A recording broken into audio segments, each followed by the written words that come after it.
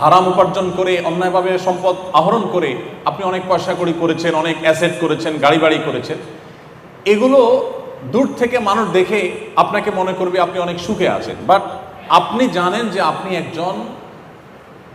একজন সহজ বাংলা চোর, আপনি একজন প্রতারক, আপনি একজন দুর্নীতিবাজ, আপনি জাতীয় সম্পদ লুণ্ঠনকারী। এটা আপনি নিজেকে নিজে জানেন। আপনার ভেতরে যখন এই জিনিসটা আসে তখন এই সুখগুলো একটাও আপনাকে মানসিক প্রশান্তি দিবে না, কারণ দিন শেষে আপনি জানেন যে এগুলো সবগুলো রক্তচোষা টাকা। আপনার অপরাধ বোধের এই যে জ্বালা, এই জ্বালা থেকে বাঁচার কোনো ট্যাবলেট পৃথিবীতে আবিষ্কার হয় নাই, কেমন পর্যন্ত হবেও না। আপনাকে এটা সারা জীবন বয়ে যেতেই হবে।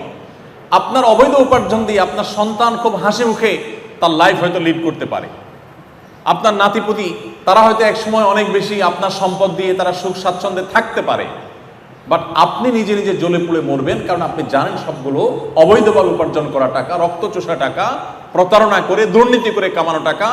এই যে অপরাধ বোধের যে একটা জ্বালা থাকে, এই জ্বালা থেকে কোনো মানুষ রক্ষা পেতে পারে না। প্রত্যেকটা মানুষকে প্রতিটা অপরাধ কিন্তু তাকে জ্বালা দিতে থাকে। অবৈধ পথে উপার্জনের নগদ শাস্তি এটা। আপনাকে দেখে সুখী মানুষ হতে পারে, কিন্তু আপনার চেয়ে দুঃখী মানুষ আরেকটা পাওয়া যাবে না। আর এর বিপরীতে আসি, আপনি যদি প্রতিজ্ঞা করেন যে আমি আমার কর্মজীবনে কখনো অসৎ উপায়ে 1 টাকা অবলম্বন উপার্জন করব না, এটা যদি আপনি প্রতিজ্ঞা করেন, এটা যদি আপনি ধরে রাখতে পারেন, দিন শেষে সন্দেহাতীতভাবে আপনার সাময়িক কষ্ট হবে, কারণ আপনার গাড়ি বাড়ি হয়তো ওইরকম হবে না, আপনার হয়তো এরকম ব্যাংক ব্যালেন্স হবে না, আপনার হয়তো এরকম সামাজিক অবস্থান হবে না, আপনার হয়তো দৃশ্যমান সম্পদ থাকবে না। এর কারণে আপনার হয়তো সাময়িক কষ্ট অনুভব হতে পারে, কিন্তু নিশ্চিত করে বলা যায়, এবং আমরা কেউই হয়তো দ্বিমত করব না, যে আপনার সততার সাথে পার করা জীবনের অর্জন যদি কম হয়, আপনি একটা কুড়ে ঘরে আছেন, একটা কোনো রকম তৈরি করে একটা বাড়িতে আছেন, কোনো রকম একটা গাড়িতে চলেন, বা আপনার প্রাইভেট গাড়িও নেই, এই যে জীবনটা, এই জীবনটার মধ্যে আপনার একটা প্রশান্তি থাকবে। আপনি জানেন আপনি কোনো অবৈধ উপার্জন করেননি, আপনার প্রতিটি পয়সা টনটন করে বাঁচবে, আপনার বাড়ি, আপনার আবাসন, আপনার সব কিছু সম্পূর্ণ হালাল টাকায়। এই যে একটা উপলব্ধি, এটা আপনাকে মানসিকভাবে এতটাই প্রশান্ত করবে যেটা আপনি কল্পনা করতে পারেন না।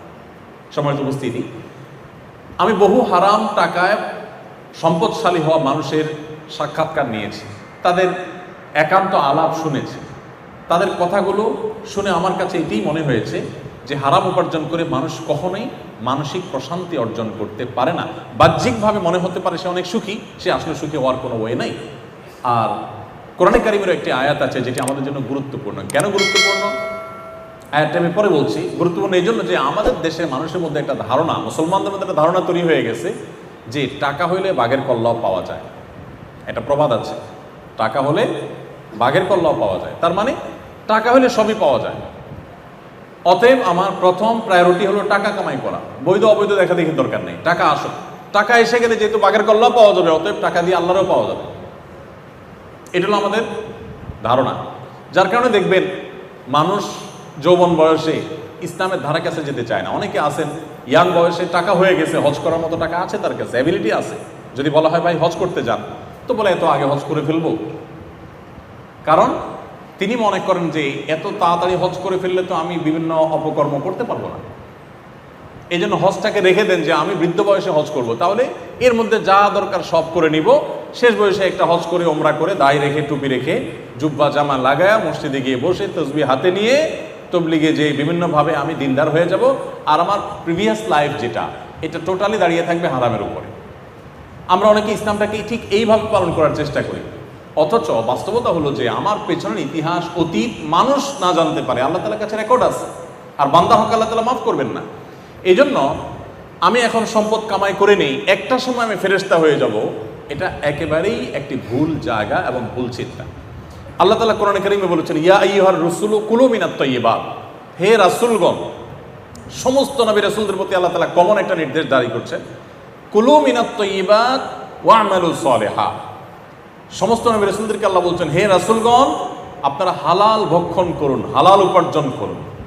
এরপরে বলেছেন ওয়া'মালু সলিহা, এবং নেক আমল করুন। তাহলে ভালো কাজ আগে না হালাল উপার্জন আগে? হালাল উপার্জন আগে। আর আমরা আমাদের দেশে যেটা দেখি সেটা হলো মানুষ আগে হারাম কামাই করে নেয়, এরপর বুড়ো বয়সে এসে, বৃদ্ধ বয়সে এসে তিনি হালাল উপার্জন করে বা আপনার ইবাদত বন্দেগী করে ভালো কাজ করার চেষ্টা করেন। তো এটাও আমাদের ভুলের জায়গা। এই জন্য আমি আপনাদের প্রতি বিনীতভাবে অনুরোধ করতে চাই, আপনারা সৎ পথে চলবেন সারা জীবন, এবং এই সংকল্প আপনারা এখন থেকে করে ফেলুন। এটাতে আপনারা সাময়িকভাবে মনে হবে পিছিয়ে আছেন, অনেকের সাথে প্রতিযোগিতা আপনি তার সাথে তাল মিলাতে পারেন না, তার পর্যায়ে থাকতে পারেন না, কিন্তু প্রকৃত অর্থে মানসিক প্রশান্তি আপনি অনুভব করেন।